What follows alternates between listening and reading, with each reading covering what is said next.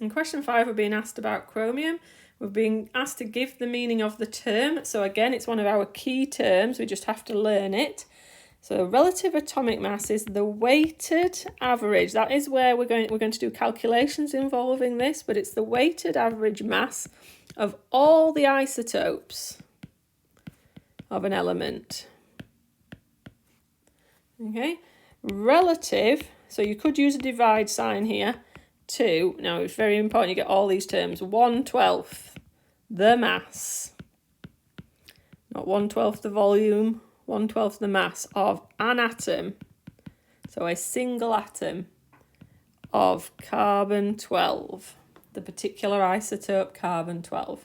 So this top line's worth 1 tick and this bottom line's worth 1 tick.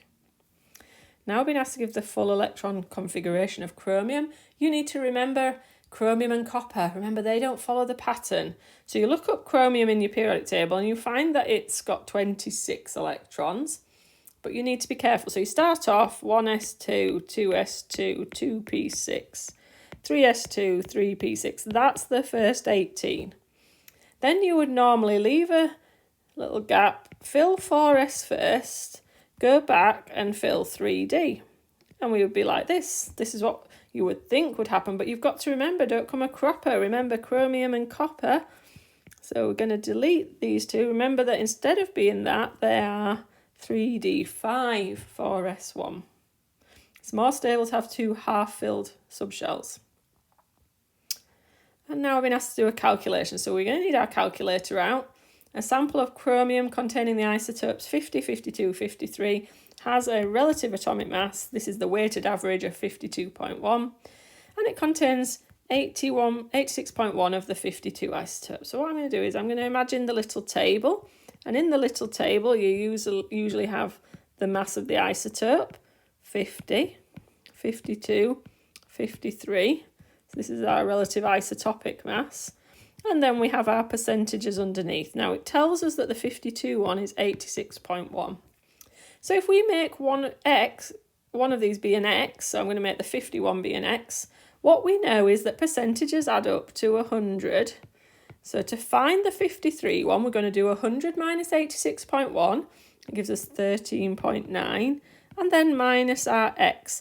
So if we added these three numbers up together, we would add up to 100. The x's would cancel out and we'd get a total of 100. So we've got some percentage we're going to try and find out, 86.1, and the difference between 100 and all of that, which is 13.9 minus x.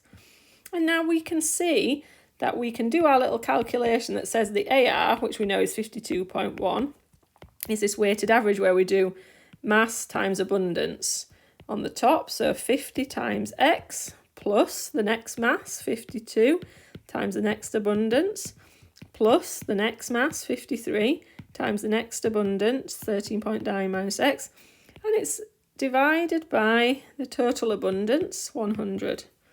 Now it's a maths question, so we could get a mark for this part. We're going to start to do our calculation. 5210, multiply both sides by 100. Now start to multiply out these brackets. So 52 times 86.1 on your calculator, 4477.2. 53 times 13.9, 736.7. 53 times minus x, minus 53x. Now we can group things together. So I'm going to subtract 4,477.2 and 736.7 from 5,210. I'm going to get minus 3.9 equals minus 3x. So x equals 3.9 divided by 3, or 1.3%. Okay, so I've got some kind of working out here. So we've worked out that the 51, which is the one that we've called x, is 1.3%. So to work out the 53, we need to do 13.9 minus 1.3. That gives us 12.6. And we would get our remaining marks. And the question then carries on the next page.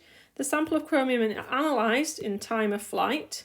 2 reasons it's necessary to ionize. So 2 reasons we have to make chromium plus ions before they can be analysed.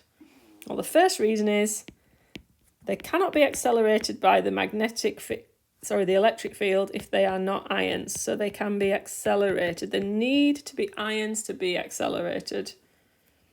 I forgot to write can be. I'll just do that again. So they can be accelerated.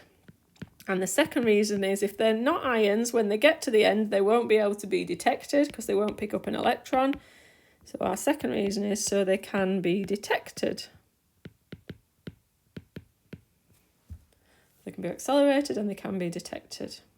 Then we're going to need our calculator again. So we've got kinetic energy, remembering the mass of the ion in kilograms and the speed in meters per second. We know that 53 grams is the mass of 1 mole. So 53 grams into kilograms divided by Avogadro's number is going to give me the M, the mass of 1 ion of chromium 53. So you want to type that on your calculator. You want to probably keep it on your calculator screen, but if you're not, give it to at least 3 significant figures. And this is what you should be getting. Keep that on your calculator screen. It will be longer than that.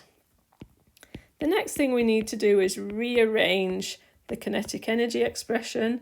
So if we do that, we get V squared equals 2 times kinetic energy divided by mass. So V equals the square root of 2 times the kinetic energy divided by the mass.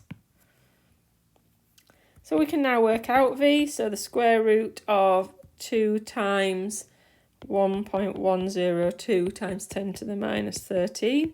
That was our kinetic energy divided by our mass. So here you could press divide by answer on your calculator if you've still got that on your screen. And that's coming out to be a relatively large number, 1582480 meters per second.